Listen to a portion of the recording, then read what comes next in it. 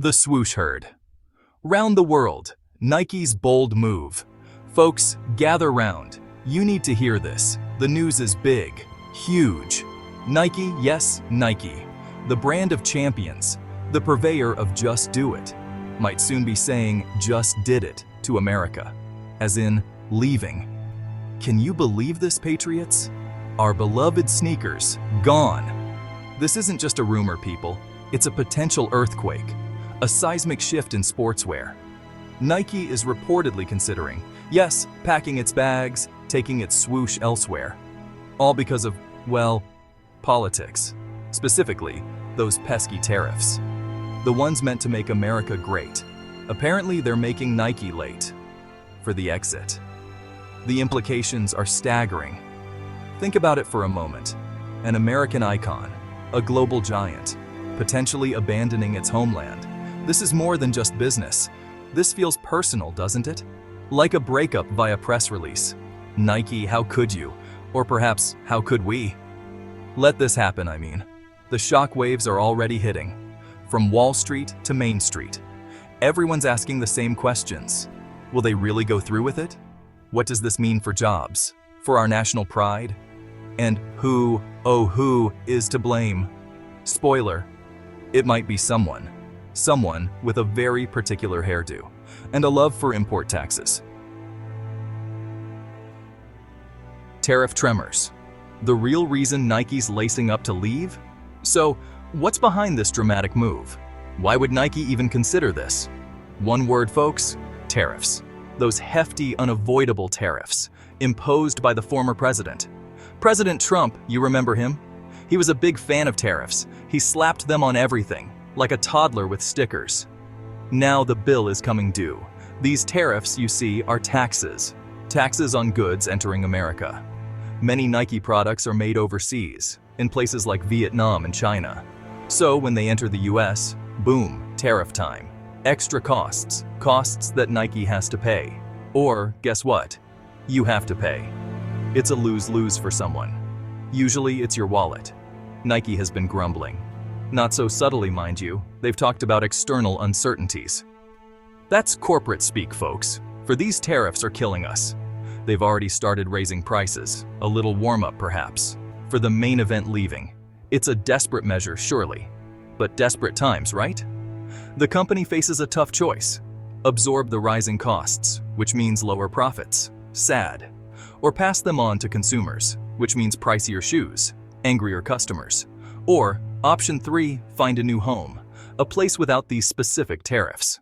It's a high-stakes game of chicken between a global brand and a protectionist policy. Paying the price. How Trump's tariffs impact your Nikes and wallet.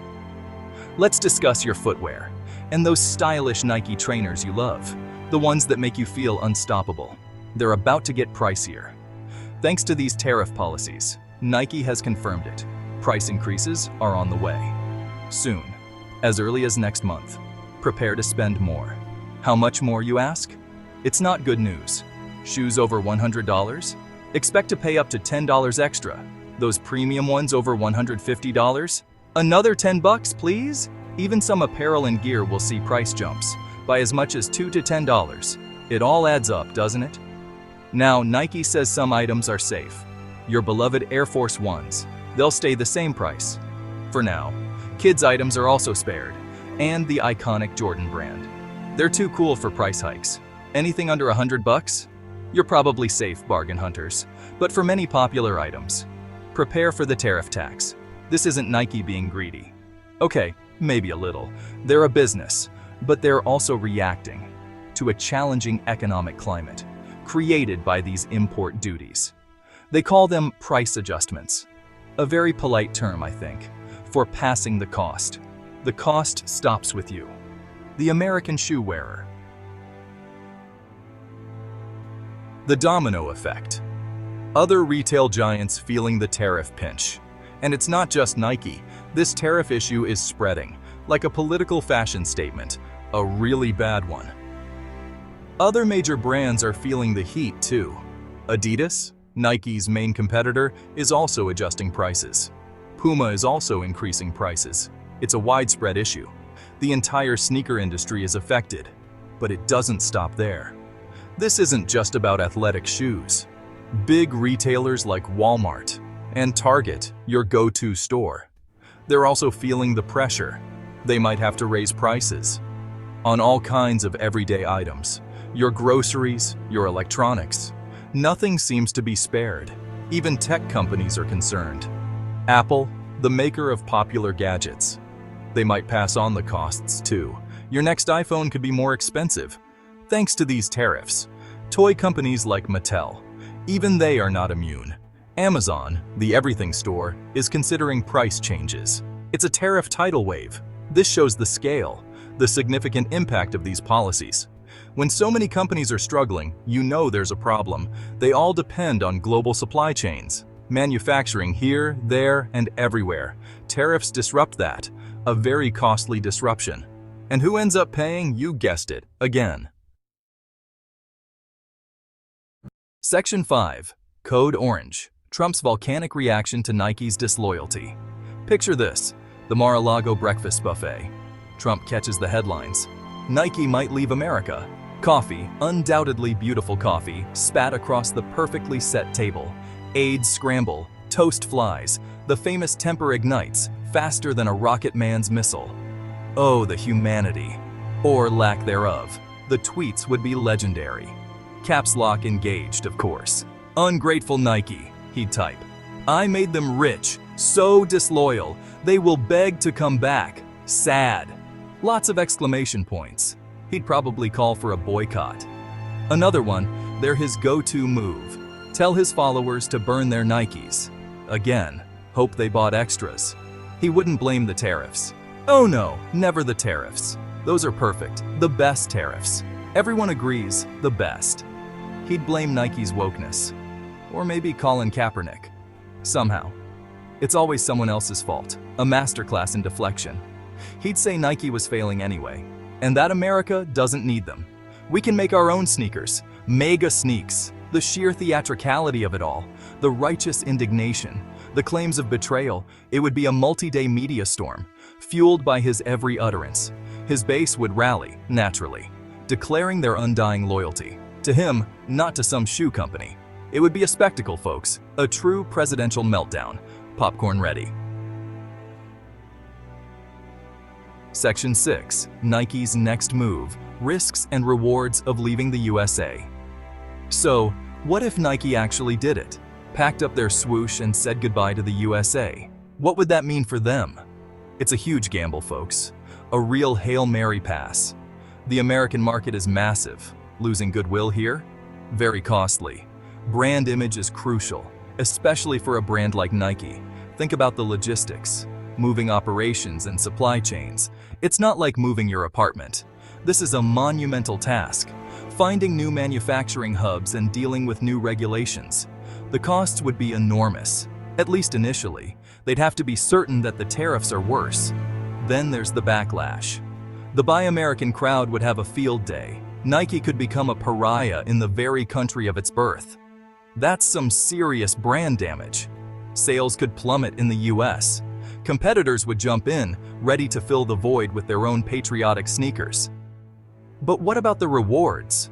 Well, avoiding those tariffs. That's the main prize, obviously. Potentially lower operating costs. In a more business-friendly nation. They could also frame it as a principled stand against protectionist policies. Though that's a harder sell when you're chasing profits.